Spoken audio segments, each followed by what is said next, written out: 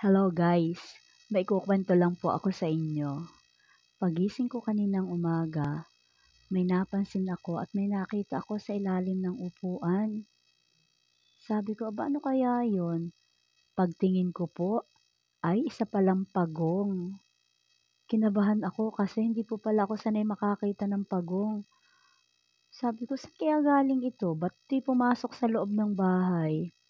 At tinitigan ko po, ay talaga nga po palang mabagal gagapang o lalakad ang pagong. Kaya kung i-apply natin sa ating buhay in real life, wag po tayong pabagal-bagal kumilos. Dapat tayo ay madiskarte, mabilis kikilos, basta't yung nasa tama lang para naman po tayo ay umasenso.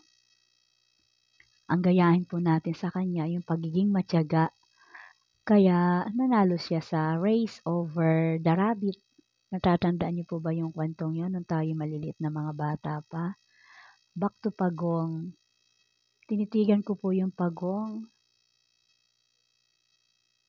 Ay talaga nga po pala mabagal lalakad. Hindi naman po namin sinaktan. Hinayaan po namin makaalis, makalabas ng bahay. Ewan ko po kung saan siya papunta. Siguro pa doon sa likod bahay. May medyo may konti po doon tubig eh.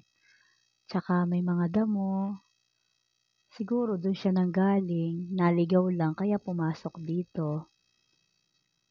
Ayan, hinayaan po namin na lumabas na yung pagong. Pinanood ko na lang po. Cute naman, kaya lang kinakabahan po ako. Hindi po pala talaga ako sanay makakita ng ganitong uri ng hayop. Ayan, patigil-tigil pa.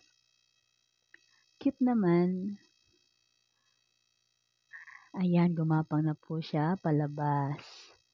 Hala, ingat ka pagong kung saan ka man nanggaling, balik ka na kung saan ka pupunta. Ayan, ito po ang aking kwentong pagong. Thank you.